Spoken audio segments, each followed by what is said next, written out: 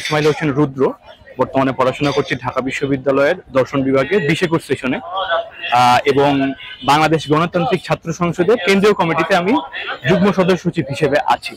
তো আজকে আমরা বাংলাদেশ গণতান্ত্রিক ছাত্র সংসদের পক্ষ থেকে একটি বৃক্ষ মেলা ও ফল উৎসব আমরা রেখেছি।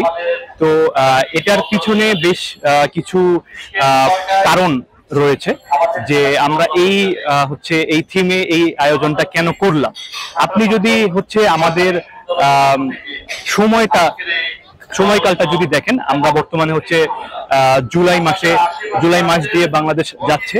আপনি যদি এর আগের বছরে ঠিক জুলাই বাংলাদেশে কি হয়েছে সেটার যদি একটু স্মৃতিচারণ করতে চাই, সেটাও কিন্তু এইখানে আসলে করা যাবে।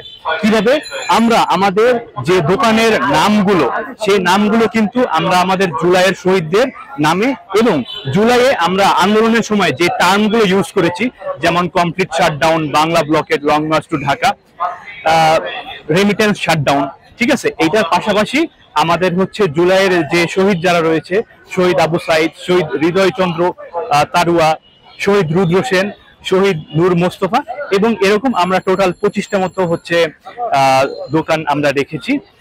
এখানে একটা বাংলা ব্লকের যে আমাদের স্টলটা, সেটাতে আমরা ফ্রিতেই আর কি, যে আমরা বর্তমানে বর্ষাকালের সময়টাতে আমরা যখন বাসায় থাকি তখন তো বিভিন্ন রকমের ফল আমাদের নানা দাদুরা আমাদের খেতে দেয়, বাট ক্যাম্পাসে থাকার কারণে কিন্তু সেই জিনিসটা থেকে আমরা বঞ্চিত হই বা একটা অভাব আমাদের থাকে।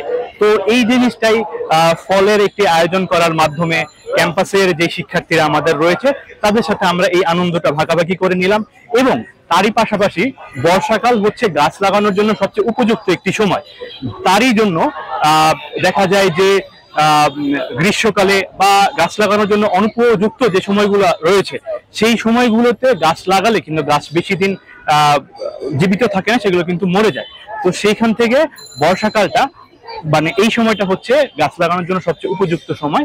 তো এই অ্যাওয়ারনেসটা তৈরি করার জন্য এবং বেশি বেশি করে গাছ লাগানোর জন্য আমরা বৃক্ষ মেলার আয়োজন করেছি আমাদের বাংলাদেশ গণতান্ত্রিক ছাত্র সংসদের পক্ষ থেকে।